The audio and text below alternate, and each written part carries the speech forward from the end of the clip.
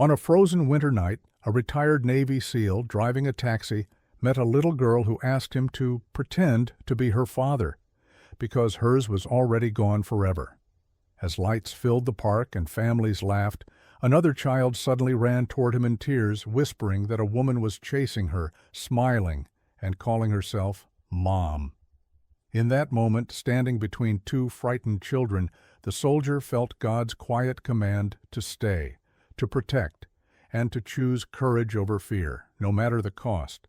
Before we begin, tell us where you're watching from, and subscribe for more stories of faith, courage, and the miracles God hides in the darkest places.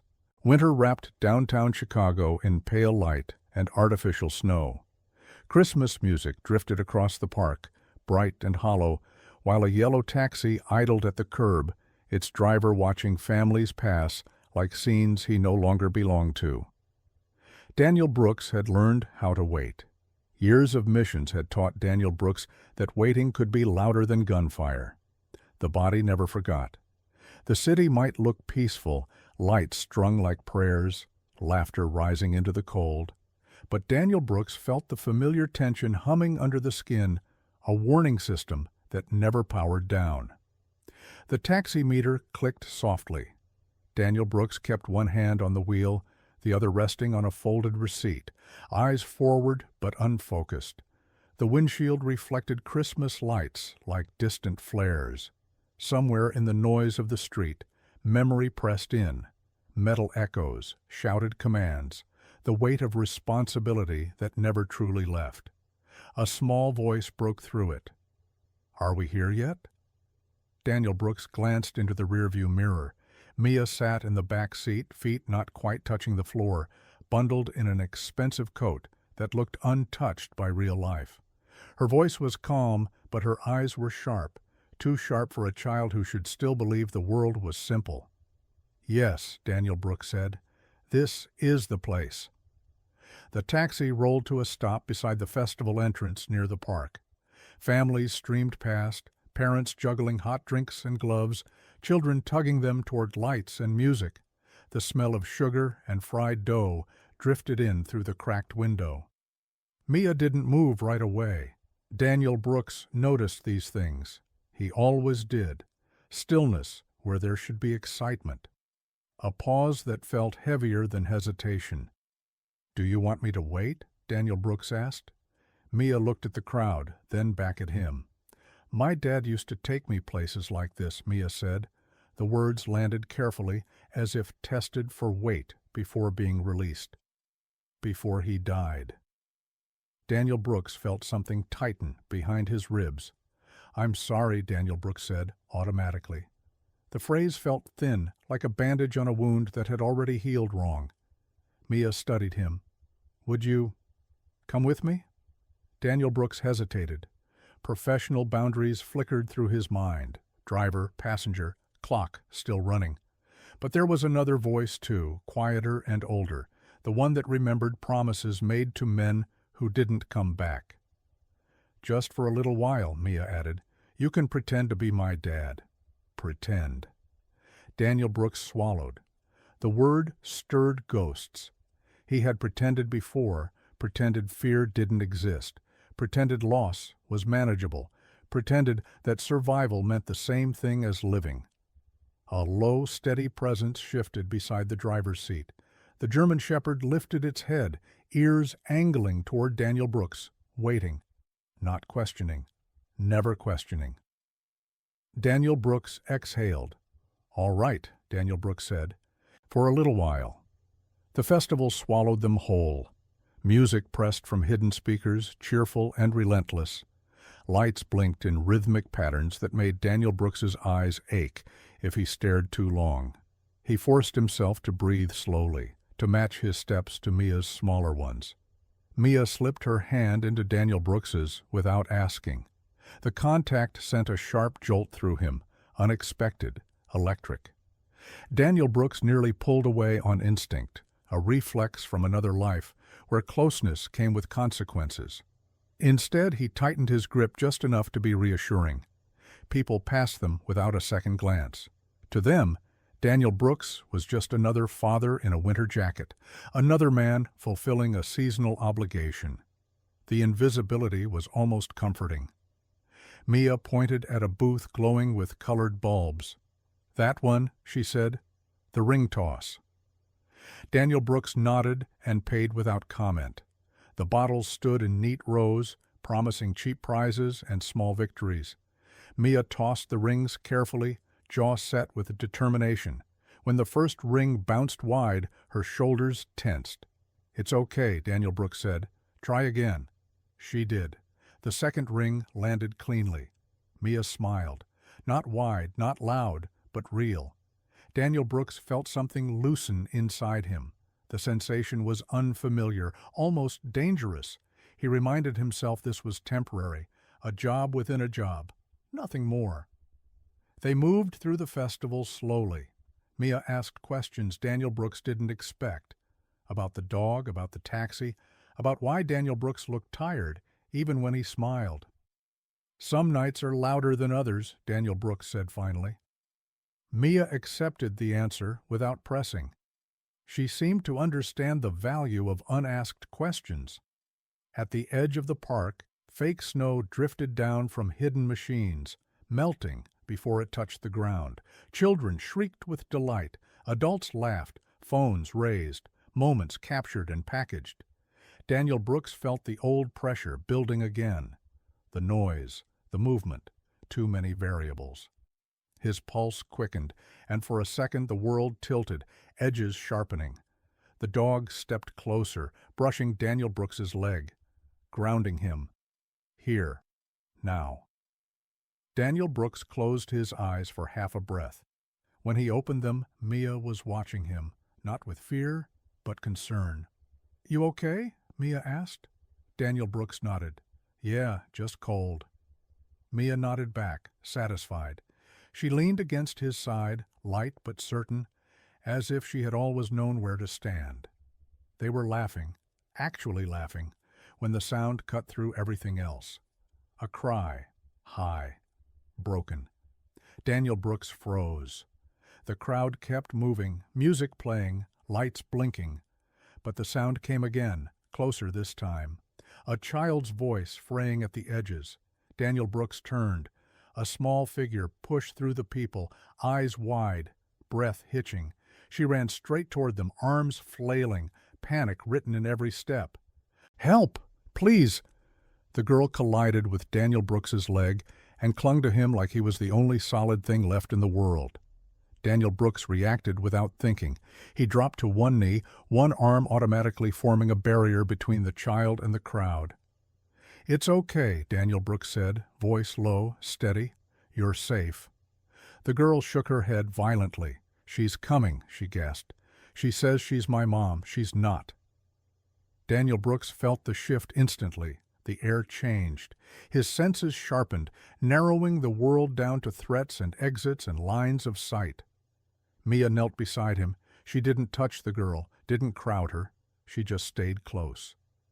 "My dad will help you," Mia said quietly. "He always does." Daniel Brooks scanned the crowd. Faces blurred together, happy, distracted, unaware. Somewhere among them, maybe watching, maybe waiting, was someone who didn't belong. The dog's posture changed, still calm, but alert, ready. Daniel Brooks placed a hand on the girl's shoulder. "What's your name?" The girl swallowed. "Emily." "Okay, Emily," Daniel Brooks said. "You did the right thing." Emily's fingers tightened in his jacket. "My real mom, she got lost. And then that woman started following me." Daniel Brooks's jaw set. "Can you see her now?" Daniel Brooks asked. Emily shook her head, tears spilling over. She was smiling, but it wasn't nice. Daniel Brooks didn't need more than that. Daniel Brooks rose slowly, keeping Emily close, positioning himself so the crowd was at his back. His heart pounded, not with fear, but with purpose. This was familiar territory. Protect, assess, move. Mia stood too, pressing close to Daniel Brooks's side. "We're going to the security station," Daniel Brooks said. "Stay with me, both of you." Emily nodded frantically. As they began to move, Daniel Brooks felt the old weight settle onto his shoulders, not the weight of war, but the weight of choice. The kind that followed you home, the kind that didn't end when the lights went out. Behind them, the festival kept shining. Ahead of them, something unseen waited. And Daniel Brooks knew, before he could explain it, before he could prove it, that this night would not end the way it began. Night thickened around the festival as music blurred into noise and the park narrowed into corridors of light, breath fogging the air while a man trained to read danger felt it moving closer through the crowd. Daniel Brooks moved with purpose that surprised even him, not fast enough to draw attention, not slow enough to invite it, guiding Emily between bodies while keeping Mia tucked close to his side and trusting the silent judgment of the dog at his knee, whose focus sharpened with every step like a compass needle finding north. The girl's fear was raw and contagious, a tremor that climbed Daniel's spine and tapped the old circuitry of vigilance he had never managed to dismantle. And as Emily spoke in gasps about a smiling woman who followed too closely and reached too quickly, Daniel felt the familiar narrowing of the world, the way chaos organized itself into angles and exits and probabilities. He hated that part of himself and needed it at the same time. Mia's small hand tightened around his sleeve, grounding him in the present, reminding him that this wasn't a mission. It was a crowd, children, lights, consequences. Daniel told himself that again as he steered them away from the music and toward the darker edge of the park where the security signs glowed like dull stars. He listened to Emily's breathing, counted it down the way he had learned to count his own when memory tried to pull him backward, and he wondered how easily fear learned to live inside a child, how quickly it learned the shape of a stranger's smile. The dog shifted closer, not aggressive, simply ready, the memory of other nights and other threats living quietly inside it, and Daniel felt a strange gratitude for that steady presence, for something in the world that did not ask questions before choosing loyalty. A woman brushed past them, and Daniel's heart spiked before he forced it down, reminding himself that vigilance was not prophecy, that suspicion did not equal truth. And still he kept his body angled between Emily and the flow of people, a human shield he had once sworn he would never need to be again. He noticed how the lights seemed too bright at the edges, how laughter cut through him like shrapnel, and how the smell of sugar made his stomach turn.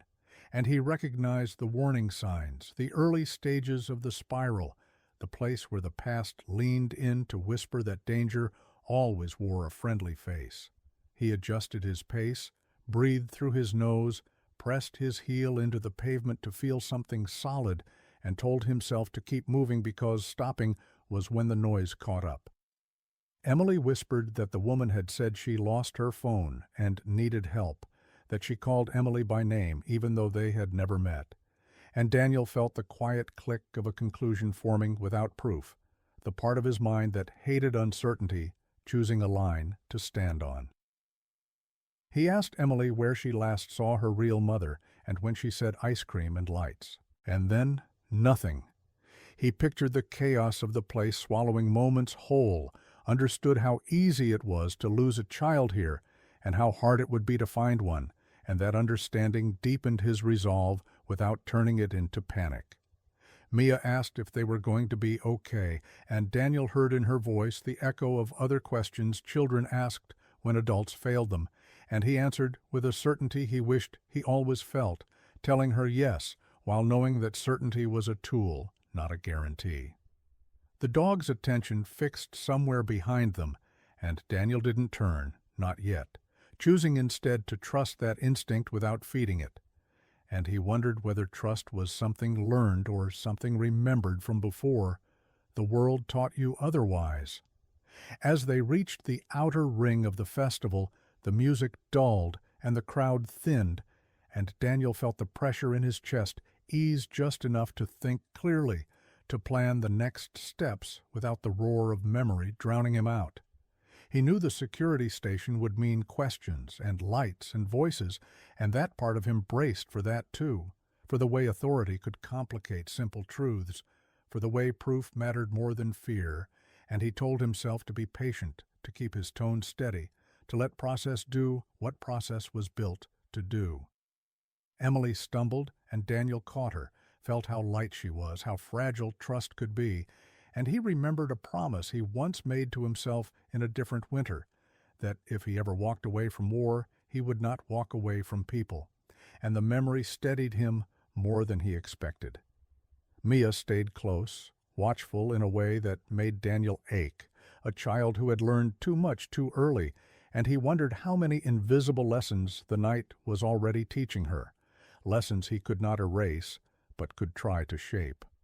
The security sign appeared ahead, a square of white against the dark, and Daniel slowed, aware that whatever came next would not be solved by speed or strength, but by attention and restraint, virtues he had learned the hard way.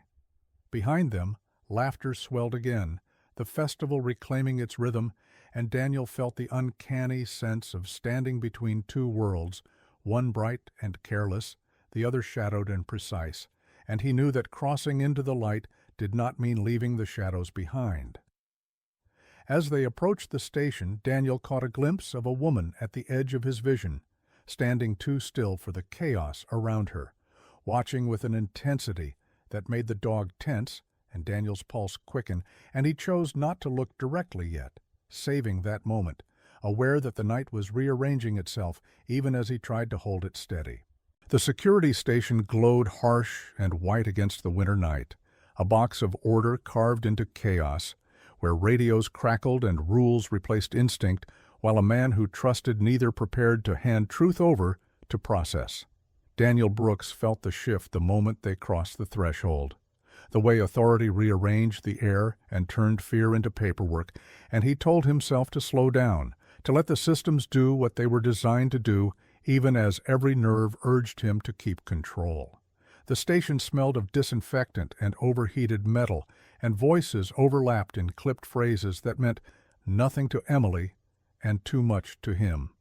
He gave names, ages, locations, facts trimmed of emotion, because emotion complicated outcomes, and he watched Emily's hands twist in the hem of his jacket as if it were the only thing tethering her to the ground.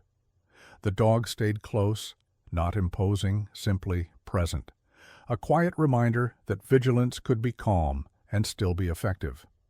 Mia stood at Daniel's side, eyes scanning faces with an acuity that unsettled him, and he wondered when she had learned to read rooms the way adults did, when safety had become something to assess instead of assume. A uniformed officer nodded and reached for the microphone, and the announcement rolled out across the festival, neutral and rehearsed, describing a lost child without describing the fear that came with being lost. And Daniel watched Emily flinch at the sound of her own situation turned into public signal. He knelt, brought his voice down to hers, told her she was doing well, that staying was the right choice, that help did not always feel gentle, but could still be good. And he believed that until the moment a woman stepped forward from the edge of the light and said the word mother. She was dressed simply, her posture composed, her voice steady enough to pass inspection, and she offered documents with a practiced efficiency that Daniel recognized with a chill, the ease of someone who had anticipated this moment. The officer accepted the papers, asked questions, checked screens, and Daniel felt time stretch as each answer aligned too neatly with expectation. Emily's breathing changed, sharp and shallow, and she shook her head with a violence that drew glances. She said no, said that woman was not her mother, said it louder when the room seemed to tilt toward procedure, and Daniel felt the weight of her denial collide with the gravity of evidence. He tried to keep his face neutral, to avoid the mistake of advocacy that could be mistaken for interference, and still his body angled subtly, a habit hard to break, a promise to protect that predated the law. The woman's eyes flicked to him once, just long enough to register him as an obstacle, and then returned to the officer with a look that suggested patience and inconvenience rather than fear, and that contrast lodged itself in Daniel's chest. The officer spoke about policy, about verification, about the obligation. to reunite children with parents, and Daniel heard the logic without surrendering to it, because logic did not account for the way Emily pressed into his side as if bracing for impact.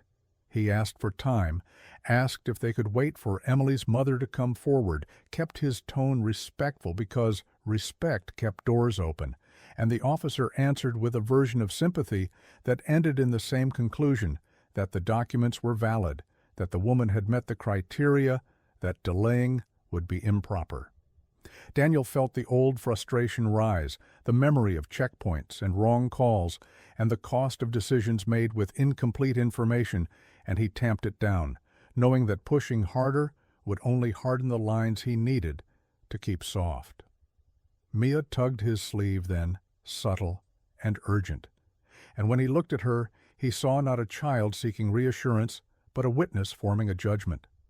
She leaned close and spoke so quietly it barely disturbed the air, saying that something felt wrong, that the woman's eyes did not look like eyes that had lost a child, that they looked like eyes that were waiting for something to be finished. Daniel did not dismiss the warning or elevate it beyond its place.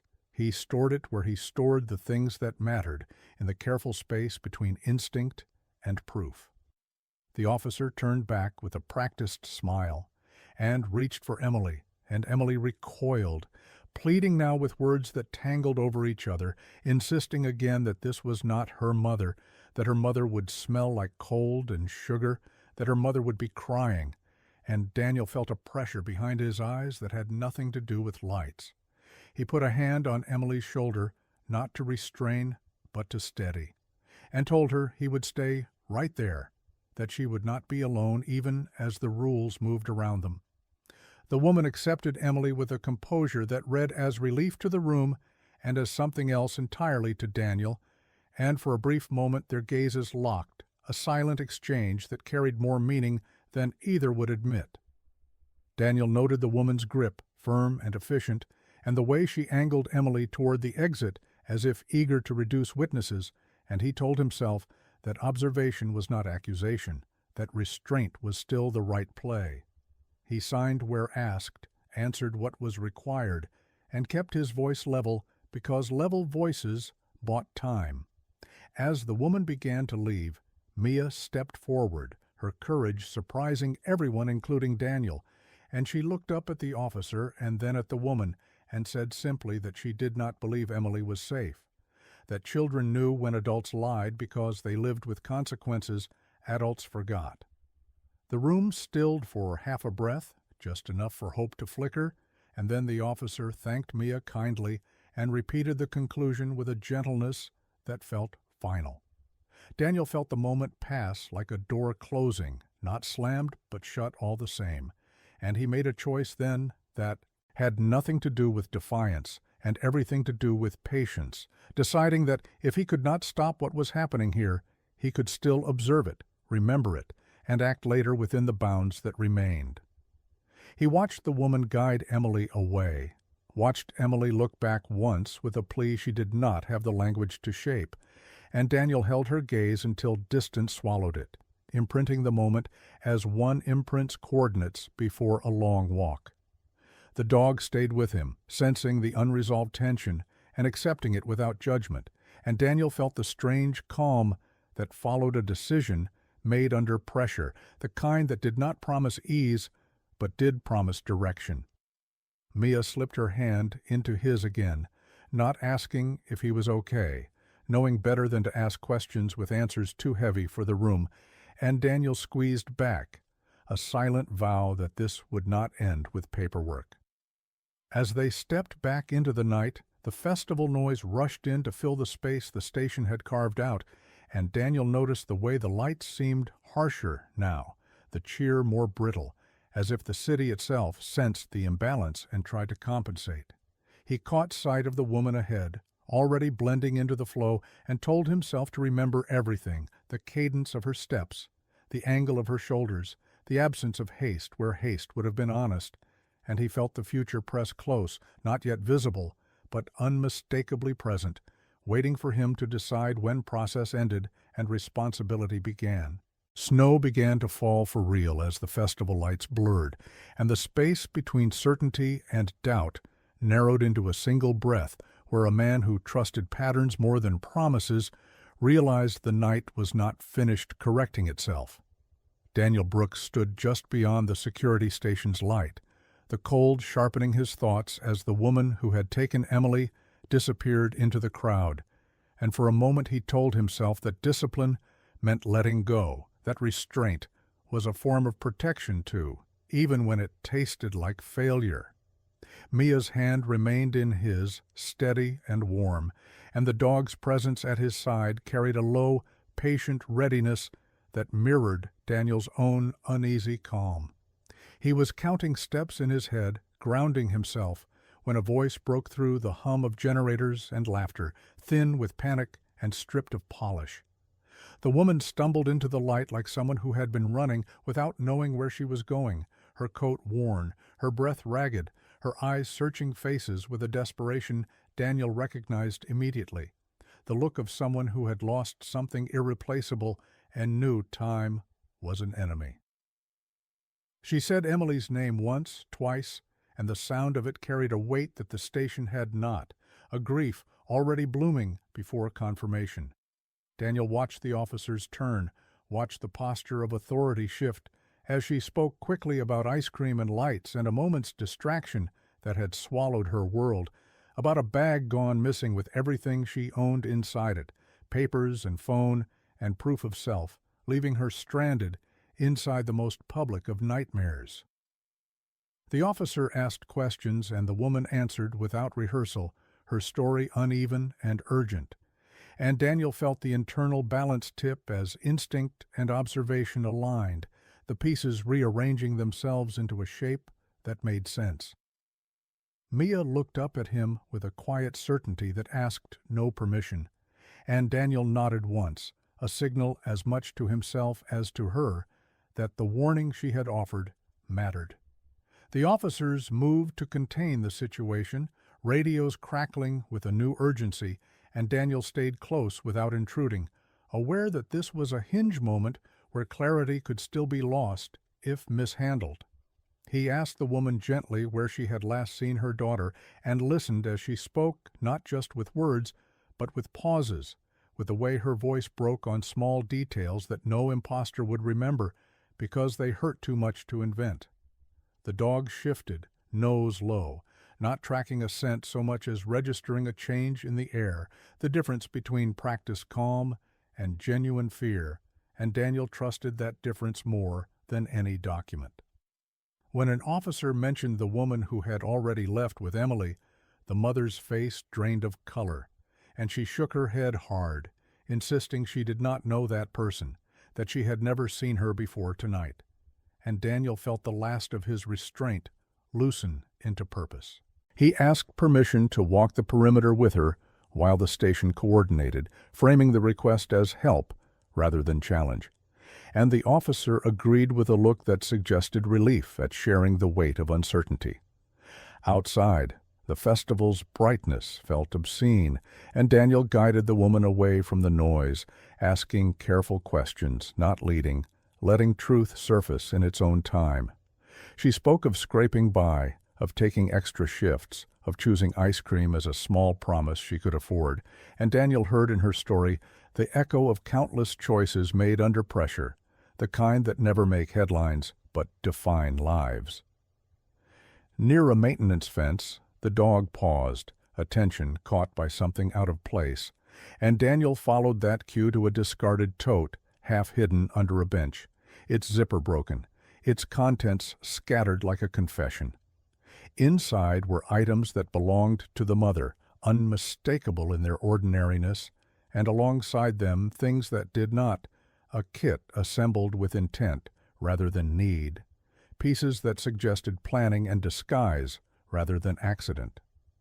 Daniel felt a cold clarity settle in as he understood how the earlier scene had been staged, how legitimacy had been borrowed and weaponized, and he relayed the discovery back to the station with a precision that cut through doubt. The mother pressed a hand to her mouth, tears finally breaking free now that fear had a direction, and Daniel resisted the urge to promise outcomes he could not guarantee, choosing instead to promise effort, which was something he could deliver. The officers moved quickly then, coordinating a search based on description and direction of travel, and Daniel watched the machinery of response engage, aware of its strengths and its limits.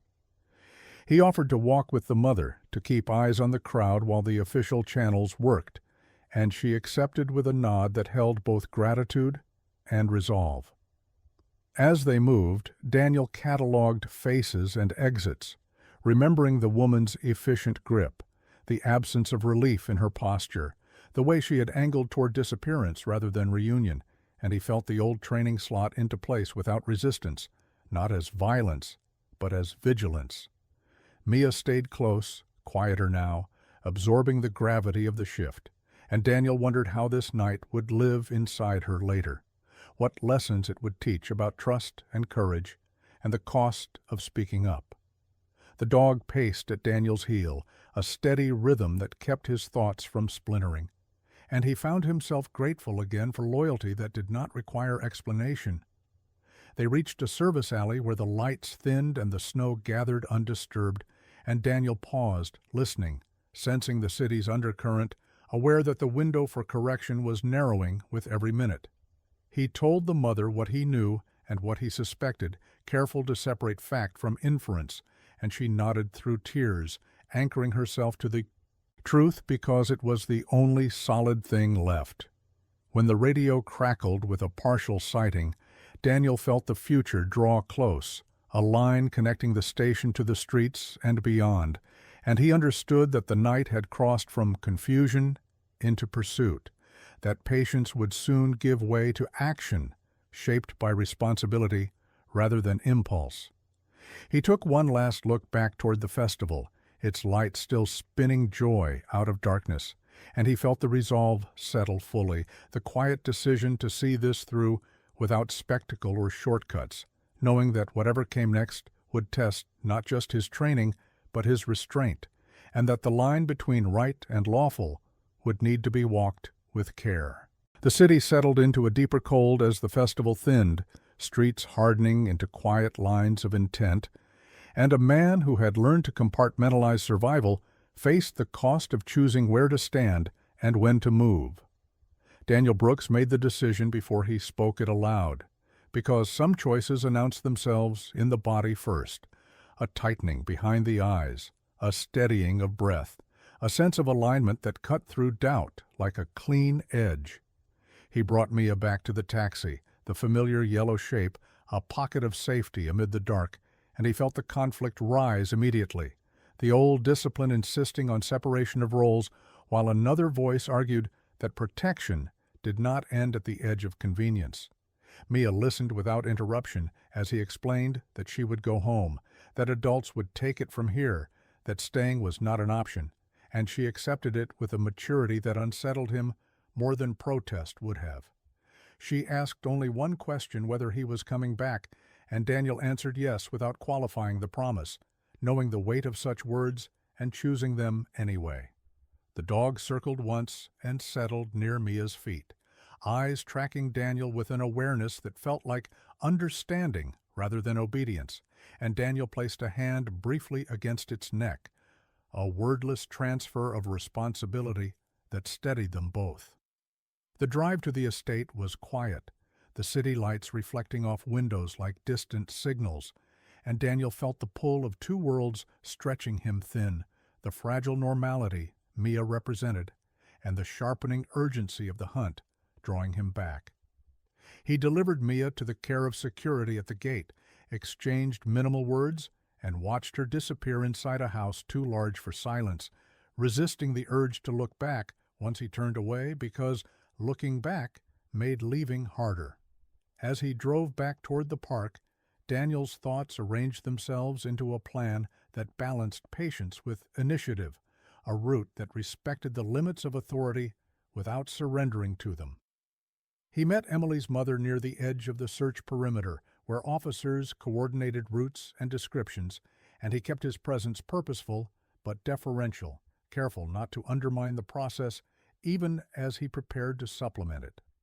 The mother's fear had shifted into something sharper now, a focused determination that mirrored Daniel's own, and he recognized the moment when grief turned into resolve, a dangerous but necessary transition.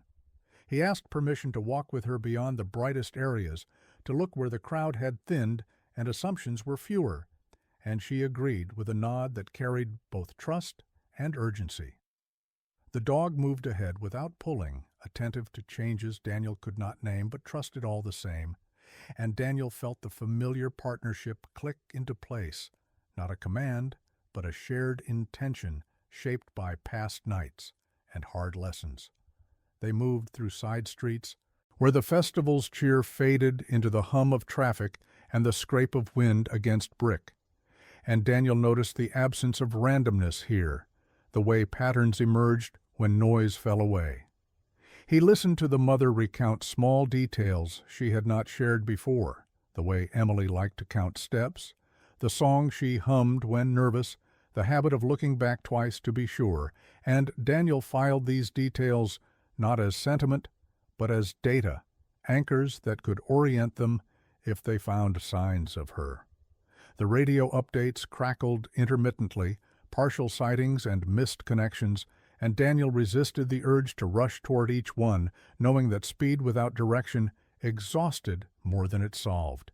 Instead, he watched intersections, doorways, the flow of foot traffic away from the park, and he remembered the woman's efficient departure, the choice to move toward anonymity rather than authority. The dog paused near a bus stop, posture alert, and Daniel followed the line of attention to scuffed footprints leading toward a quieter residential block, not proof, but possibility, and possibility was enough to warrant care. He coordinated with an officer by phone, shared the observation without embellishment, and received cautious approval to continue while units repositioned, the balance between initiative and oversight holding for now. As they walked, Daniel felt the familiar internal negotiation with his past, the awareness that pursuit could awaken memories he had spent years containing, and he set boundaries for himself, counting breaths, noting physical sensations, keeping the present anchored and distinct. The mother walked beside him without speaking, her fear a constant pressure that sharpened his focus rather than blurring it, and Daniel wondered how many nights like this she had survived without anyone noticing. The dog stayed close, a steady counterweight to Daniel's thoughts, and Daniel found himself reflecting on loyalty as a practice rather than a feeling, something enacted step by step, regardless of outcome. A call came through reporting a possible sighting near a large house on the outskirts, a place once owned by wealth and now standing mostly empty, and Daniel felt the direction of the night tilt, the map inside his head redrawing itself around a single point. He slowed then, caution replacing momentum, and told the mother what he knew and what he did not, preparing her for uncertainty without stripping away hope. The streetlights grew farther apart as they approached the edge of the neighborhood, snow collecting in undisturbed patches that made every sound feel amplified, and Daniel sensed the line they were about to cross, the point where observation would demand action. He adjusted his pace, checked his surroundings, and felt the weight of responsibility settle fully, not as fear, but as clarity, understanding that the choices he made next would ripple outward beyond this night. When the dog's attention fixed ahead and Daniel felt the quiet confirmation of alignment. He knew the pursuit had narrowed, that the abstract threat had found a shape and a place, and he prepared himself for the confrontation not with anger or haste, but with the measured resolve of someone who had learned that rescue required patience as much as courage. The house waited at the edge of the city, dark and too quiet, snow muting every sound as if the night itself were holding its breath for what was about to break inside. Daniel Brooks slowed his steps long before reaching the gate, the instinctive caution settling over him like a familiar coat. Not fear, but awareness, the kind that separated noise from signal and let him feel the wrongness before he could name it. The building carried the residue of old wealth, grandeur hollowed out, by neglect, windows dark, grounds unkept, a place that suggested secrets rather than shelter. Emily's mother stopped beside him, trembling now that the chase had condensed into a single location, and Daniel placed himself half a step ahead of her, a small, deliberate barrier that said, "Stay without speaking." The dog stood rigid at his side, attention fixed forward, every part of it aligned toward one truth Daniel felt as well. The child was close. Daniel counted his breaths, grounding himself against the surge of memory that threatened to blur past and present, reminding himself that this was not a raid, not a mission with clear rules of engagement, but a rescue shaped by restraint and consequence. A faint sound slipped through the cold air, not loud enough to be obvious. A broken whimper swallowed almost immediately, and Daniel's chest tightened with a recognition older than language. He signaled the mother to stay back and moved closer alone, trusting the dog's silent agreement to guard her without instruction, a loyalty that did not hesitate when the stakes shifted. The door yielded under pressure, wood protesting softly, and the interior swallowed him into stale air and shadow, the kind of darkness that pressed against the eyes rather than hiding from them. Daniel paused just inside, letting his vision adjust, listening for movement, for breath, for intention, and he felt the city fall away, leaving only the narrow corridor of now. A voice drifted from deeper inside, low and distorted by obsession, shaping words meant to convince rather than comfort. And Daniel felt a cold clarity settle as he understood the nature of the danger, not opportunistic, but delusional, anchored in a narrative that could not be reasoned with. He moved carefully, each step placed with deliberation, the dog gliding ahead just enough to read the space without breaking silence, its presence a steady counterpoint to the tension tightening Daniel's muscles. When he reached the room, the scene arranged itself in an instant that would later stretch endlessly in memory. Emily pressed back against a wall, small and shaking, eyes wide with exhaustion and terror, and the woman looming too close, hands restless, voice insistent, trying to shape reality through force of will. Daniel spoke then, calm and firm. The tone he had learned could cut through panic without adding to it, telling the woman to step away, to lower her hands, to breathe, words chosen not for authority, but for interruption. For a heartbeat, it worked, the woman's attention snapping to him with a confusion that cracked the certainty she had built. And Daniel saw the fracture run deep enough to hope. Then something inside her shifted, grief hardening into rage, and the knife appeared as if summoned by the collapse of illusion. Time did what it always did in moments like this, slowed not because the world agreed to wait, but because Daniel's mind stripped everything else away, leaving only vectors and outcomes, and the child in the line between. He moved without conscious thought, body answering training that lived beneath intention, and the dog lunged at the same instant, not attacking but interposing, a living barrier that understood protection as purpose. The blade struck flesh, meant to shield rather than strike, and the sound that followed cut through Daniel with a force he felt physically, a shock that nearly broke his focus before he forced it back into alignment. The dog fell, a weight against the floor that did not release its intent, even as pain flared, and Daniel closed the distance in the space that sacrifice bought, redirecting the woman's arm, disarming her with controlled force that ended the threat without excess. He pinned her until the struggle burned itself out, until resistance collapsed into sobbing confusion, and only then did he let himself look back, heart hammering as he took in the cost of the choice made in instinct.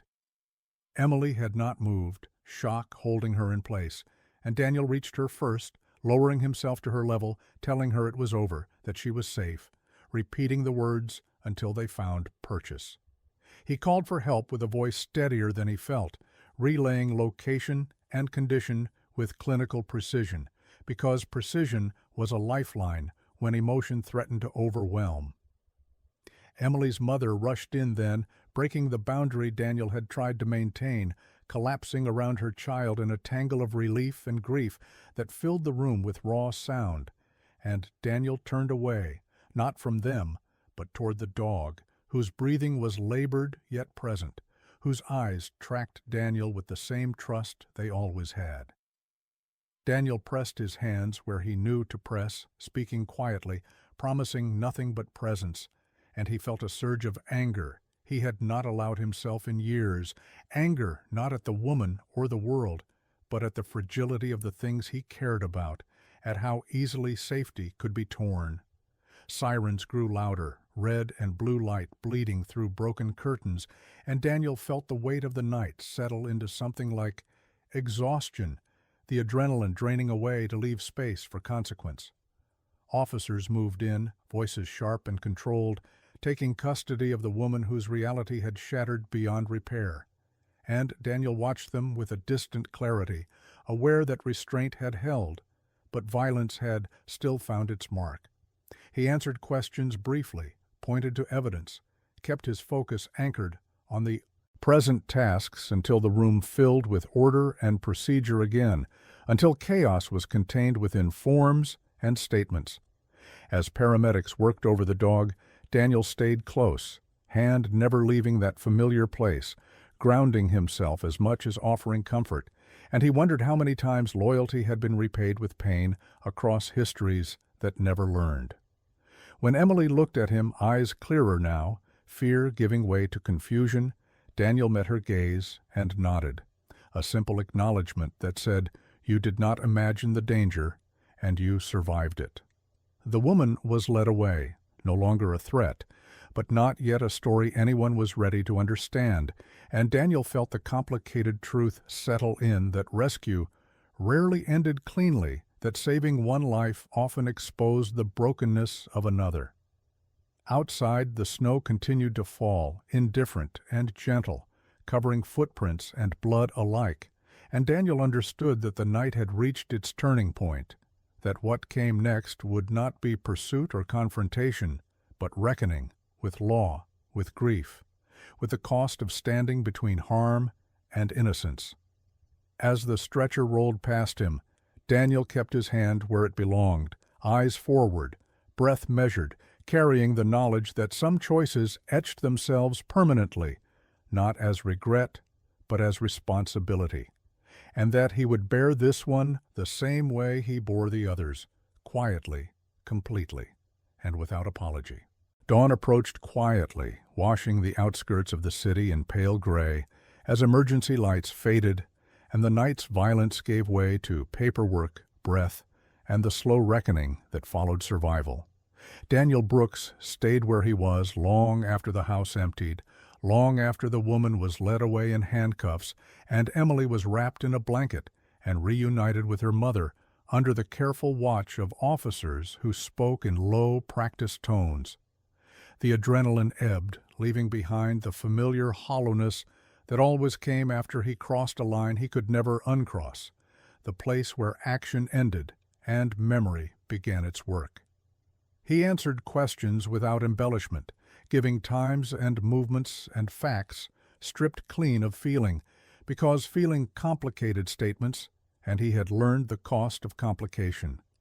A detective joined them, a tired man with patient eyes, explaining gently what preliminary checks had already revealed, that the woman who attacked them had been reported before, that she lived with untreated schizophrenia triggered years ago by the sudden death of her own daughter in a traffic accident, a loss that fractured her sense of reality until she began mistaking other children for the one she could not save. Daniel listened without judgment and without relief, understanding that explanation did not undo harm, but did offer shape to chaos, a way to place responsibility without erasing tragedy. He thought of the moment in the room when grief turned to violence, and felt again the weight of choosing force to stop it, knowing that compassion did not require naivete, and mercy did not forbid restraint. Emily's mother thanked him repeatedly, words tumbling over each other, as if she feared silence might pull the ground out from under her again.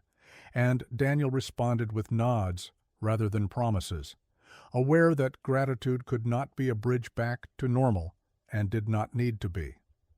Emily looked at him once more before being guided away, her eyes still wide but steady now, and Daniel met her gaze with the same calm he had offered in the worst moments, letting her take from it whatever she needed, because sometimes reassurance was less about words than about presence. Paramedics worked nearby, focused and efficient, and Daniel stayed close to the dog, whose pain was evident yet secondary to purpose, whose attention never fully left Daniel even as hands moved quickly to stabilize and lift. Daniel spoke quietly, not to soothe himself, but to anchor the bond that had carried them through countless nights, promising only that he was there and would remain so, a vow grounded in action rather than hope. When the ambulance doors closed and the siren cut through the thinning dark, Daniel felt a sharp fear he did not allow himself to examine too closely, choosing instead to trust the skill of others, the way he had trusted teammates before, knowing that control was an illusion, best surrendered at the right moments. The detective returned to finish formalities, explaining that the investigation would continue, that the woman would receive treatment within custody, that the law would do what it could within the limits of what had already been broken, and Daniel signed where asked, aware that closure was rarely complete and never clean. As the scene dispersed, snow settling gently over disturbed ground, Daniel found himself alone with the quiet for the first time since the night began, and in that quiet he felt the accumulation of everything he had held at bay, the exhaustion of vigilance, the ache of responsibility fulfilled but not erased. He drove back toward the city as the sky lightened, streets empty now, festival remnants being dismantled by crews who did not know how close joy had come to collapsing into something else. And he thought of Mia waiting in a house too large for one child, thought of the promise he had made without condition. When he arrived, security waved him through without questions, and he found Mia awake, sitting with a blanket around her shoulders, eyes fixed on the door as if she had been counting time instead of minutes. She did not ask what had happened, not right away, and Daniel understood the restraint in that, the same instinct that had warned her when others did not listen. He told her the truth in careful pieces, that Emily was safe, that someone very sick had done something wrong, that help had arrived, and that sometimes the world hurt people until they hurt others, a circle that could be broken but not easily. Mia listened and then did something that surprised him by how simple it was, stepping forward and hugging him without ceremony, without words, grounding him more effectively than any technique he had learned. Later, when the call came from the hospital saying the dog would survive, though recovery would take time, Daniel closed his eyes and let himself feel relief without guilt, understanding that survival was not a reward, but a responsibility to continue. As morning fully claimed the city, Daniel stood at the window with Mia beside him, watching ordinary life resume, and he felt the story of the night settle into him not as a burden, but as a testament, proof that vigilance could coexist with care, that strength could serve gentleness, and that being broken did not disqualify him from being present when it mattered most. He knew he would carry the images forward, the sound of fear turning into breath, the weight of a choice made in a single instant. But he also knew he would carry something else now, the certainty that showing up again and again was not a role he had to pretend to play, but a calling he could answer honestly. And as the sun rose higher, he allowed himself the rare belief that this ending, imperfect and scarred, was nonetheless whole. Sometimes the miracle does not arrive with thunder or light, but with a quiet choice to stand between danger and the innocent. God often works through ordinary hands, through courage, compassion, and the willingness to show up when fear tells us to turn away. In our daily lives, we may never face a night like this, but we are all given moments where kindness becomes a calling and faith becomes action. If this story touched your heart, share it with someone who needs hope today. Leave a comment and tell us what this story meant to you, and subscribe for more stories of faith, courage, and quiet miracles. May God bless you, protect your loved ones, and guide your steps wherever you are watching from.